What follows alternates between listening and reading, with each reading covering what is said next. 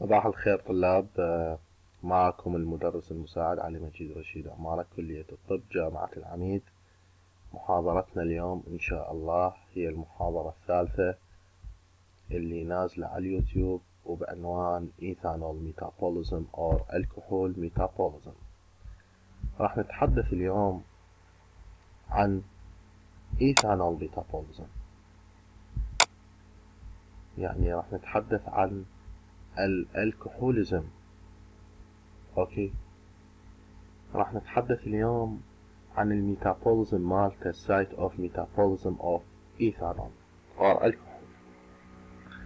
الكحول absorption start from the stomach itself، معناها انه الميجر site for absorption of الكحول هو small intestine. اوكي، starting بدايته هو يبدو ستومك نسبة جدا قليلة. وين؟ بالستومك، يعني الابزوربشن مالته starts نسبة جدا قليلة بالستومك، but most of it's absorbed by the small intestine. Only 1% of ingested alcohol is excreted out of the body by the lungs, okay, or by the urine. أما الباقي فهو oxidized in the liver. اوكي، oxidized in the liver. خلينا نفتحها. الكحول ديهايدروجينيز، اهم انزيم عندي بالكحول ميتابوليزم الكحول ديهايدروجينيز. خلينا نجي ميزة هذا الانزيم اللي هو it's very important in the الكحول ميتابوليزم or ethanol metabolism، لان الايثانول هو كحول. تمام؟ اوكي، يعني اشهر كحول ودائما يصير له انجكشن هو ايثانول. اوكي، طلاب هذا الانزيم هو ناد موجب dependent cytoplasmic enzyme oxidized ethanol to acetaldehyde. خلينا نجي واحدة واحدة. بالبداية هو انزيم it's very important in the ethanol metabolism. هاي نمبر 1. نمبر 2 الكوانزيم اللي هو ناد موجب. نعرف اكو كوانزيم فاد، اكو كوانزيم ناد، اكو كوانزيم ناد بي اتش. تمام لو لا؟ زين، اذا هذا الكوانزيم مالته هو الناد موجب. نمبر 2 هو سايتوبلازميك انزيم. اذا هذا الانزيم سايتوبلازميك. اكو منهن يشتغلن وين؟ ميتوكوندريال، اكو منهن سايتوبلازميك، اكو منهن نيوكليوس. تمام لو لا؟ فهذا الانزيم نوع مالته هو سايتوبلازميك انزيم، معناه سايت اوف اكشن مالته وين؟ ان ذا سايتوبلازم. الفكشن مالته هو اوكسيدايزد ايثانول تو استالديهايد. وهسه نشوفه احنا. اوكي، زين.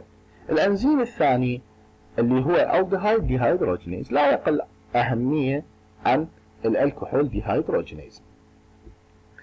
استالديهايد اللي يشكل بالخطوة الأولى باي ذا انزيم الكحول ديهايدروجينيز يشكل عندي استالديهايد. هسه الاستالديهايد اوكسيدايز تو اسيتيت. هسه باي ذا ميتوكوندريال ناد موجب ديبندنت انزيم. اذا هسه الديهايد ديهايدروجينيز اللي هو انزيم رقم 2 it's very important in the metabolism of الكحول هو يشابه ويا الفوقا انه اثنيناتن ناد موجب as coenzyme. نمبر 2 اختلاف. هسه اختلاف الاول الكحول ديهايدروجينيز الانزيم الاول هو convert or oxidized ethanol to acetaldehyde. اما الالديهايد ديهايدروجينيز تمام لا، هو انه oxidized acetate او oxidized acetaldehyde to acetate. هنا سايتوبلازميك انزيم، هنا ميتوكوندريال انزيم. اوكي، واضح. هسه الخطوه اللي وراها معناها انه الخطوه الاولى بالكحول ميتابوليزم تصير وين؟ سايتوبلازميك. اما الخطوه الثانيه اللي هو الاستالديهايد اوكسيدايز تو اسيتيت اكر ان ذا ميتوكوندريا. اوكي، زين. بقى الاسيتيت اللي يشكل عندي كونفرتد تو اسيتايل كونزيم اي، واسيتايل كونزيم اي مثل ما نعرف نشوفها وين تروح. اما مثل ما عرفنا مساراتها بالمحاضرات السابقة، اما تروح كيتون بوديز او يتخلق فاتي اسيد وبعدين تيجي او تدخل ستريك اسيد سايكل. اوكي، زين. the activity of alcohol dehydrogenase is more than aldehyde dehydrogenase. يعني أنا من أريد أقارن بالأكتيفيتي. activity يقصدون بها الفعالية مال الأنزيم، تمام لو لا؟ فعالية الأنزيم تبدي تنقاس بعدة طرق. من هاي الطرق هو شنو؟ الأكتيف سايت مالته، طريقة ارتباطه ويا السبستريت and so on. تمام. هسه هذا بحث آخر ناخذه بالمحاضرات الجاية. بس كأكتيفيتي وإلها قياس خاص يقيسون بها الأكتيفيتي. تمام. الكحول ديهايدروجينيز اللي هو الأنزيم رقم 1 هو more activity compared with the aldehyde dehydrogenase. تمام. إذا كفعالية هسه بنريد أقارن ما بين الكحول ديهايدروجينيز والديهايد ديهايدروجينيز. مهمة هاي المقارنة. نمبر 1 هذا سيتوبلازميك، هذا هنا هو ميتوكوندريال. نمبر 2 هذا oxidized ethanol to acetaldehyde، هذا oxidized acetaldehyde to المن إلى acetate. أوكي. واثنيناتهم يشتركن ويشابهن إنه اثنيناتهم هن ناد موجب ASCA coenzyme. زين. أما بالفعالية فأقدر أقول الكحول ديهايدروجينيز اللي هو الأنزيم الأول هو more activity compared with the aldehyde dehydrogenase. تمام. so هسه وراها احنا the activity of مثل ما قلنا. so acetaldehyde accumulate in the liver. ليش إذا هسه الأستالدهايد accumulate in the liver؟ بالخطوة الأولى هسه إذا نشوف بالرسم. تمام. وخلي نجي هسه نعرفها. والأستالدهايد هو toxic which is excessive might lead to cell death. cell death يقصد بها الهيباتوسايت. ناخذ المعادلة. شوف المعادلة. إيثانول نمبر 1 إذا الكحول ديهايدروجينيز أنزيم رقم 1 إذا أستالدهايد. أوكي. وهاي مثل ما قلنا يحتاج الناد موجب كوانزيم يتحول إلى ناد اتش زائدا اتش موجب. معناه هو سوى هنا سوى عملية اوكسيديشن، معناها سحب الاتش اوكي من الايثانول حولها الى استالدهايد. سحب الاتش حولها الى استالدهايد، طلع لي اياها ناد اتش. هاي الخطوة الأولى تصير بالسيتوبلازم. هذا الانزيم more activity compared with the aldehyde dehydrogenase، ولهذا السبب من يصير overload بالالكحوليزم. طبعا كلمة الكحوليزم احنا شو نقول عليها؟ نقول عليها الكحول ابيوز. يعني شنو؟ يعني كثرة استخدام الكحول. تمام. كثرة استخدام الكحول. ولهذا كثرة استخدام الكحول بما انه الكحول ديهايدروجينيز مور اكتيفيتي ويا مقارنة بالالدهايد ديهايدروجينيز، فالاستالدهايد يبدي يصير له accumulation in the liver cells. ليش بالليفر سيلز؟ لان هو المين سايت فور الكحول ميتابوليزم. فالاستالدهايد يبدي يصير بي accumulate، وهذا الاكيوميليشن هو توكسيك، وبالتالي الى مضاعفات او complications اخرى راح نبدي نعرفها. ولهذا الاستالدهايد يبدي يصير شنو accumulation. السبب لان الكحول ديهايدروجينيز هو شنو هو؟ انه هو more activity compared with the aldehyde dehydrogenase. So acetaldehyde it's accumulate. Okay. biochemical alterations in alcoholism. هسه خلي نشوف فد نقطة كلش مهمة. من خلال هاي التفاعلات شنو اللي اشوفه؟ اشوف انه الناد موجب جاي تنتج بكميات كبيرة. صحيح لو لا؟ جاي تنتج بكميات كبيرة. خلينا نجي شنو الكومبليكيشنز اللي يصير بالالكحوليزم. فهمنا مصطلح الكحوليزم. مصطلح الكحوليزم يعني هو الكحول ابيوز. يعني شنو مور الكحول ابيوز؟ يعني شنو الادمان على الكحول. شنو اللي راح يبدي يسبب لنا اياه؟ انه both oxidation steps of الكحول كلا الخطوتين مال الكحول ينتج للناد اتش. تمام. وبالتالي الريشيو ناد اتش الى ناد موجب تصير ريشيو جدا عالية as a result. وبالتالي ايش راح يبدي يصير؟ راح يبدي يصير الآتي. إذا صعدت الناد اتش ناد موجب هاي الريشيو تبدي تصعد. شنو اللي راح يصير؟ أولا in the cytoplasm high ناد اتش level conversion pyruvate to lactate. favors يعني يفضل انه هو conversion pyruvate to lactate leading to lactic acidosis. lactic acidosis هو accumulation of the lactic acid.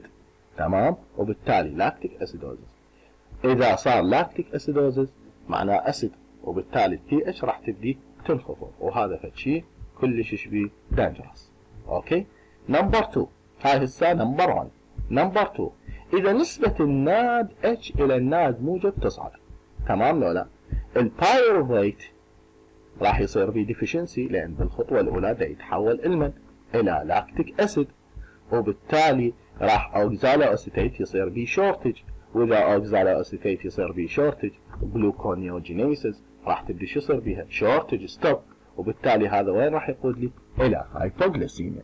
اذا سؤال ليش دا يصير عندهم هايبوغليسيميا؟ دكتور لان الناد موجب الى الناد اتش ratio is increased، فالبايروفيت فذر يتحول to lactic acid، وبالتالي shortage in the pyruvate يقود لي الى shortage بالاوكزالو اسيتيت، وبالتالي shortage بالجلوكونيوجينيسيس، وبالتالي leading to hypoglycemia. اوكي. نمبر 3 اذا صار reduced بالاوكزالو اسيتيت، تمام، اذا صار reduced بالاوكزالو اسيتيت decrease pyruvate صح and high NAD H، ايش راح يبدي؟ citric acid cycle راح يصير لها ستوب، فالاسيتال كوانزيم اي اللي يشكل هنا مو قلنا اسيتيك اسيد يتحول اسيتال كوانزيم اي، وين يروح؟ is accumulate which favorable راح يشكل الكيتوجينيسيس، معناها الاسيتال كوانزيم اي راح يصير عندي شورتج بالستريك اسيد سايكل، وبالتالي الاسيتال كوانزيم اي ياخذ منحى اخر، اما يروح يشكل عندي الكيتون بديز ونسميها كيتوجينيسيس، او يروح يبدي يخلق الفات ويخلق التي جي ويسبب لي فاتي ليفر. ولهذا السبب حتى نكون واضح، اول شيء انه من يصير عندي الكحوليزم انه دا يصير نسبة الناد اتش الى الناد موجب تصعد، وهذا راح يؤدي الى 3 شغلات. الاولى البايروفيت لاكتيت وبالتالي لاكتيك اسيد، الثانية الاوكزالو اسيتيت راح يبدي يقل وبالتالي جلوكونيوجينيسيس راح يصير بها شورتج وهايبوغليسيميا، الثالث ستريك اسيد سايكل يصير بها شت داون توقف، تمام، انه يصير بها ستوب، وبالتالي الاستال كوانزيم اي راح ياخذ 3 مسارات، اما يروح يشكل عندي كيتوجينيسيس، ام يروح يتخلق عندي الفاتي اسيد، او يروح بالبداية يدخل ستريك اسيد سايكل ويتحول الى انرجي. بس من يصير عندي الكحوليزم راح يصير عندي شورتج بالستريك اسيد سايكل. اوكي زين. increase level of acetyl coenzyme A fatty acid synthesis مثل ما قلنا fatty acid is not oxidized to fat accumulation in the liver يسبب لي fatty liver and steatosis. steatosis يعني معناها بصورة عامة liver cirrhosis أو fatty liver. احنا مثل ما نعرف احنا شلون هو اللي يصير هو الآتي حتى انت تعرفها. بالبداية normal liver cell، تمام، جماعة الكحوليزم اوكي شو يصير عندهم؟ يصير عندهم فاتي ليفر، بعدين ليفر سيروسيس، او عفوا احنا ليفر فايبروسيس، بعدين ليفر سيروسيس، بعدين يصير عندهم كارسينوما، تمام. لا هاي نتيجة من؟ نتيجة accumulation of acetyl or acetaldehyde، تمام، وهاي توكسيك. نمبر 2 هو accumulation of the fat، وبالتالي فاتي ليفر، او راح نسميها ليفر سيروسيس. كذلك الكحول increase release of ROS leading to mitochondrial damage and apoptosis. apoptosis هو programmed cell death. معناها هنا ال ROS هو free radicals، احنا نسميها reactive oxygen species، تمام، وبالتالي هاي it's accumulated oxidative stress، وبالتالي damage of the mitochondria and apoptosis مثل ما قلنا programmed cell death. Lactic acidosis causes decreased excretion of uric acid resulting in acute attack of gout. هنا نحن نسميها داء النقرس. gout معناها داء النقرس. زين. هنا لما يصير لاكتيك اسيد يعني اللاكتيك اسيد راح يبدي شو يصير عندي؟ ينافس اليوريك اسيد بالاكسكريشن باي ذا كدني. وبالتالي ارتفاع اللاكتيك اسيد ما يخلي اليوريك اسيد اكسكريشن باي ذا كدني. وهذا ايش راح يسبب لي؟ يسبب لي acute attack of gout. بنفس الوقت الكحول causes CNS depression by inhibition excitatory receptor and potential inhibition neurotransmitter اللي احنا شو نسميه جاما او GABA، معناها بصورة عامة احنا نسميه جاما امينو بيوتايريك اسيد ريسبتورز، تمام. يعني هسه هاي شغلة مو مهمة بس خلوها ببالكم. الكحول او كرونيك الكحوليزم زين alcoholism and the liver. خلينا نجي بالبداية مثل ما قلنا accumulation of the fat in the liver cells leading to fatty liver. مثل هاي ما قلنا accumulation toxic effect of acetaldehyde cell death وليفر cirrhosis وليفر fibrosis بعدين ندخل fatty liver بعدين liver fibrosis بعدين liver cirrhosis وبالتالي هنا lose of the function of the liver cells. تمام ولا لا؟ ومثل ما قلنا نسميها cirrhosis when the liver function are reduced hepatic coma result. Okay, alcoholism and the nerve system. In the chronic alcoholics, the brain verticals are large وبالتالي the neurons are lost وبالتالي ايش راح يصير neurodegradative change وبالتالي memory effect الذاكرة راح تبدي تتأثر. Compared thiamine deficiency اللي هو B1 leading to Wilkinson disease. Okay, aldehyde inhibits paradoxical phosphate اللي هو فيتامين B6 وبالتالي ايش راح يقود لي neuritis. neuritis هو معناها inflammation of the nerve. تمام ولا لا؟ وهذا كله نتيجة الكحوليزم. فاحنا اللي يهمنا بالكحوليزم هو تأثيره على الليفر. شنو سبب تأثيره على الليفر؟ ليش يسبب لي جويد او هايبريورسيميا؟ ليش يسبب لي هايبوغليسيميا؟ هاي لازم اللي احنا نعرفها. الكحول عند كارديوفاسكولار سيستم. اذا ناخذ 20 ملغ بير داي ريد واين ليس ذان 20 ملغ بير داي، تمام؟ may be elevated HDL وبالتالي هذا بنفيت. تمام لو لا؟ بس انت بنتقارن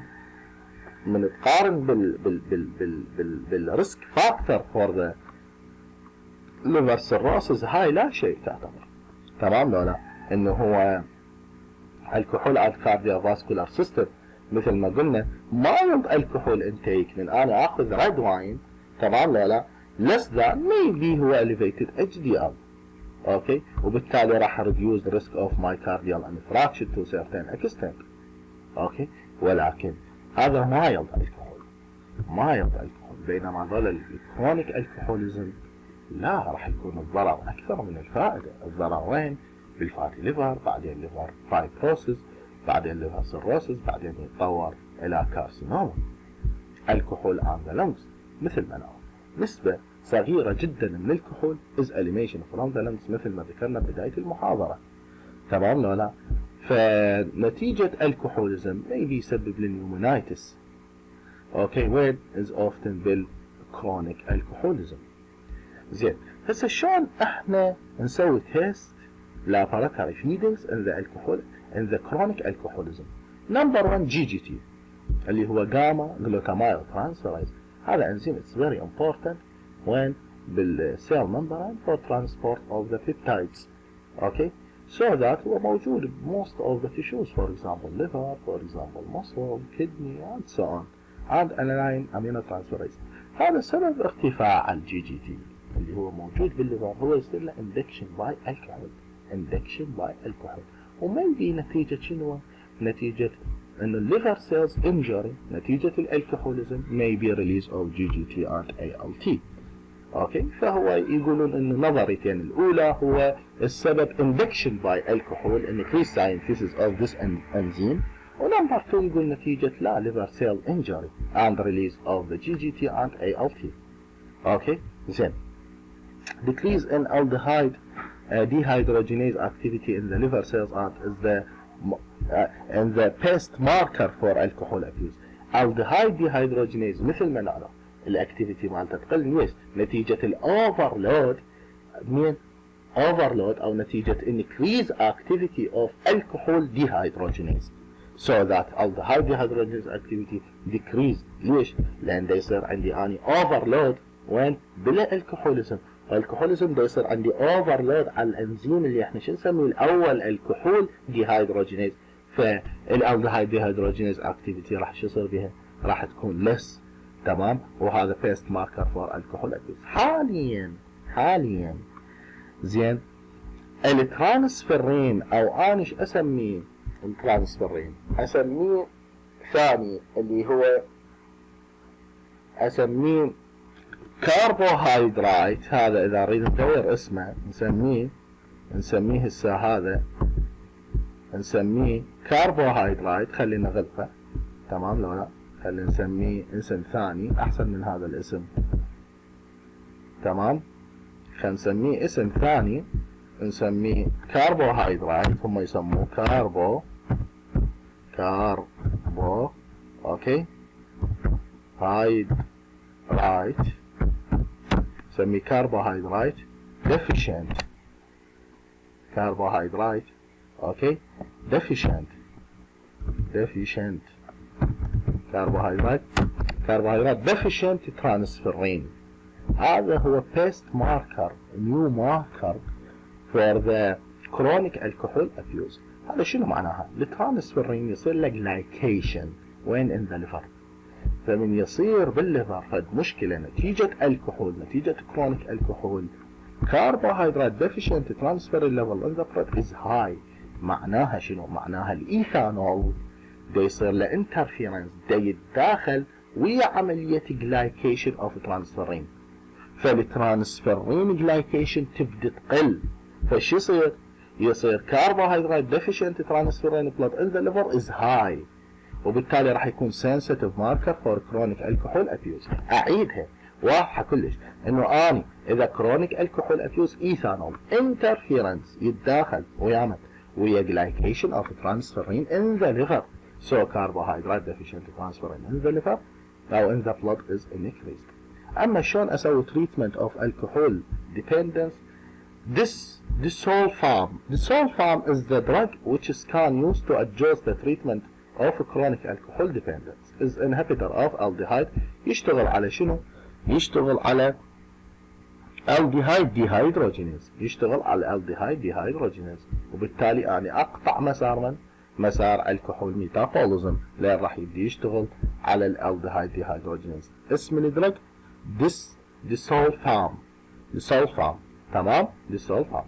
واضح كلش. سيلف اسسمنت محاضرة هي كلش بسيطة طلاب وكلش سهلة، ما تاخذ من وقتك، هي محددين لها ساعة واحدة، تمام؟ تقراها وهي بيها فد فائدة حلوة، أن تقراها وتعرف هي شنو. أي سؤال تقدر تراسلني على جوجل كلاس، تقدر تراسلني على الاف سي سي، تقدر تراسلني على موديل. اوكي. Self assessment. Briefly explain how the metabolism alcohol can cause cirrhosis or hypoglycemia. نيجي cirrhosis. احنا مثل ما قلنا metabolism of alcohol NAD H الى NAD موجب ratio is increased. اوكي. نمبر 1 راح يقود لاسيتايل كوانزيم A، او نمبر 1 نجيهم بالسرعة، خلينا نجيهم بالسرعة. نمبر 1 راح انه البايروفيت favorable conversion to lactate. اذا نمبر 2 pyruvate decrease oxaloacetate synthesis decrease، so ايش راح يصير بيه؟ راح يصير shortage بالجلوكونيوجينيسيس causes hypoglycemia. acetyl coenzyme A من يصير بيه هاي راح يصير switch to stop of or shortage of citric acid cycle، so acetyl coenzyme A converted to يتحول قلنا يتحول إلى fatty acid، وبالتالي fatty acid راح يصير بها accumulate in the liver cells lead to fatty liver develop to liver fibrosis and liver cirrhosis. اوكي. شكرا جزيلا طلاب، ان شاء الله نلتقي، واي سؤال حول المحاضرة راسلوني على 3 برامج اللي ذكرتهن وانا اكون جاهز للاجابة. شكرا جزيلا.